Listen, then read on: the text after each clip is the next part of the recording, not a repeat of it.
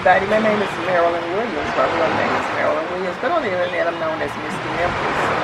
I'm the moderator, administrator of Capital Casual in the Grill, Jamaica. Right now, proudly saying we have 20,000 members. I was asked by James, my friend, to talk a little bit about expat life in the grill and how mine came about. I came to Jamaica for the first time in April of 2000, and when I landed, they opened the plane doors and this warm air rushed through the plane to the back of the cabin and went down into my soul, my very soul. My journey started there. I was, like most of you, frequent visitor, school teacher. I came whenever I could, Christmas break, spring break, Thanksgiving, summertime. And the relationship just kept deepening and deepening until it finally came to the point where I realized that I was a person torn in half. Half of me lived in America and my heart lived in Jamaica. So I finished my time and came here as a retiree. Now if you come to Jamaica as a retiree, that's one of the many categories that you can apply for what they call permanent residence. Otherwise, the longest you can stay on this island is about 6 months with extensions. The average person gets about 60 days usually upon landing, but after that, if you don't want to leave, you have to apply for extensions. So when your relationship with Jamaica deepens to the point that that no longer satisfies you, you're eventually going to have to apply for permanent residency. Now that's a process within itself that I won't go into, but it's roughly, the cost is around $800 or $900 US.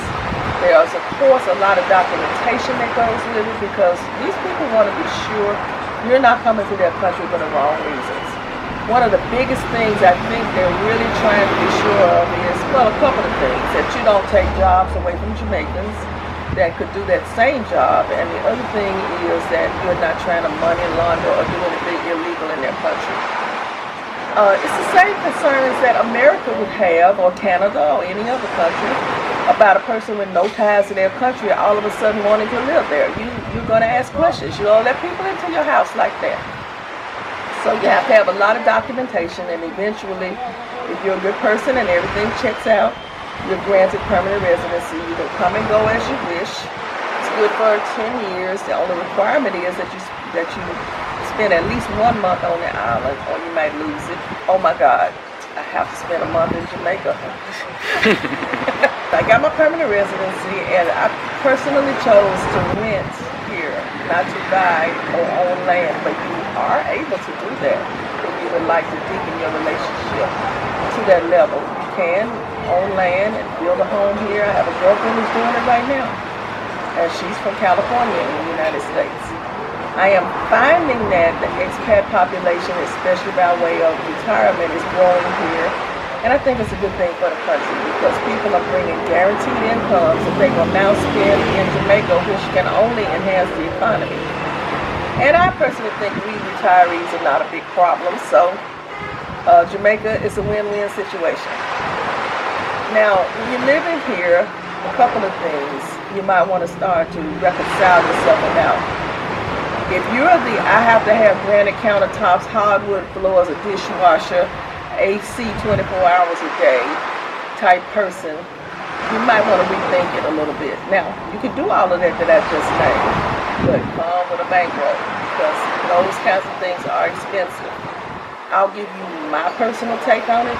I've learned to do without hot water. I have hot water in my house, but I don't use it because I love the cool showers. They feel better.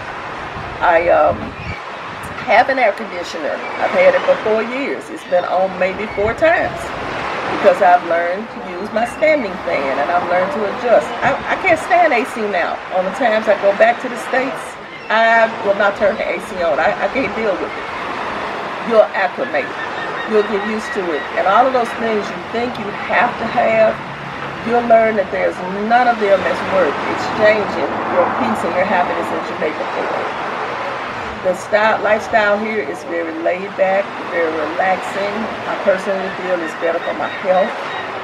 Things that ache in America don't ache here.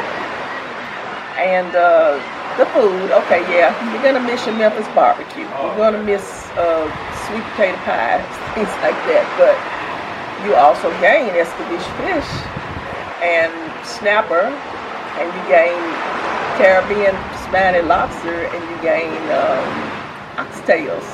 So, you know, you'll adapt, you'll be fine. I think overall, my life here is much happier than my life was in the United States. Much happier. You'll gain friends.